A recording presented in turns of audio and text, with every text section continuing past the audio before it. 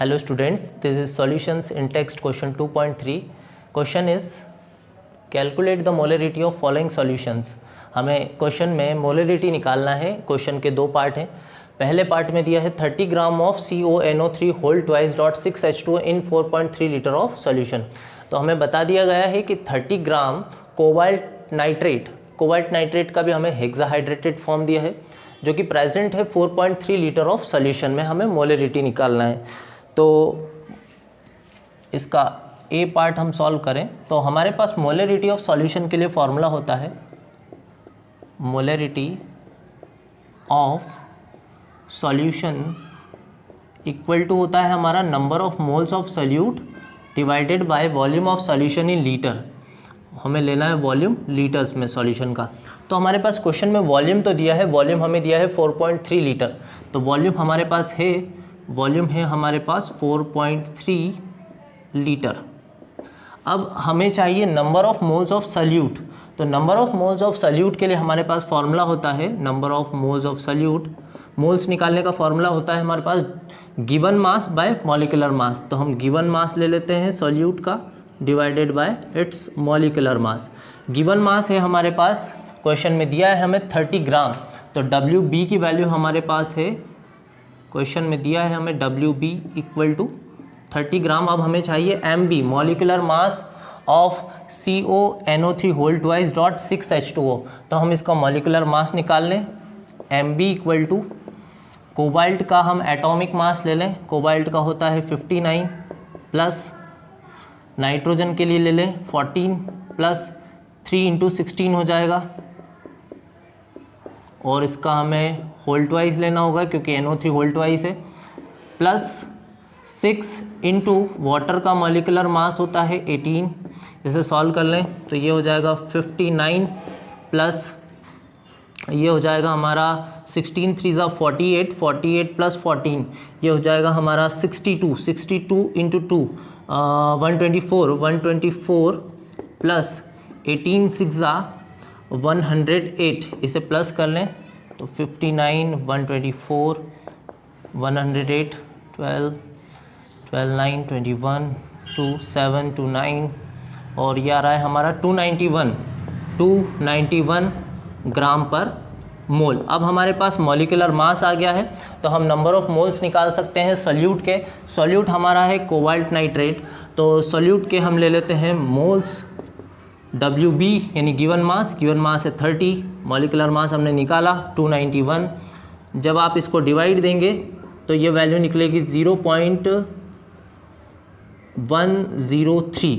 अब हम मोलरिटी निकाल सकते हैं सॉल्यूशन की. मोलरिटी के लिए हमने फॉर्मूला लिखा था number of moles of solute divided by volume of solution in litres. तो कैपिटल M मोलरिटी निकाल लेते हैं. मोलरिटी या capital M equals to NB की वैल्यू हमने निकाल ली है जो कि आई है 0.103 डिवाइडेड बाय वॉल्यूम है हमारा 4.3. जब आप इसे डिवाइड देंगे तो यहाँ से वैल्यू निकलती है 0.0239.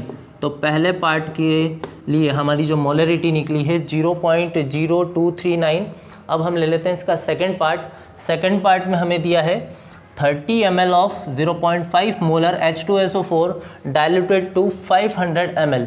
तो क्वेश्चन ऐसा है कि हमारे पास 30 ml है H2SO4 का सॉल्यूशन है हमारे पास, उसका 30 ml है जिसकी मोलरिटी हमें बताई है 0.5 मोलर, जिसे फर्दर डाइल्यूट किया है 500 ml तक. अब डाइल्यूट किया है तो सिर्फ इसमें सॉल्वेंट मिक्स किया है, सॉल्यूट मिक्स नहीं किया है. तो आपके जो number of moles of solute है वो कांस्टेंट होंगे. तो आपको एक बात ध्यान रखना है, सेकंड पार्ट में आपके जो number of moles of solute है n का जो फॉर्मूला होता है, एक फार्मूला और होता है number of moles of solute के लिए मोलरिटी इनटू वॉल्यूम. ये आपका कांस्टेंट है, ये कांस्टेंट है हमारे क्वेश्चन में सेकंड पार्ट में. तो नंबर ऑफ मोल्स आप इस तरीके से भी निकाल सकते हैं मोलरिटी जब आपको गिवन हो, मोलरिटी इनटू वॉल्यूम.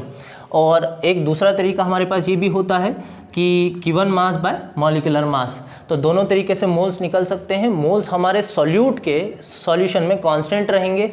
यदि हमने डाइल्यूशन किया है तो सिर्फ हमने सॉल्वेंट मिक्स किया है, सॉल्यूट मिक्स नहीं किया है। तो यही कॉन्सेप्ट हम लगाने वाले हैं। अब हमारे पास बिफोर डाइल्यूशन वॉल्यूम भी है और मोलैरिटी भी है।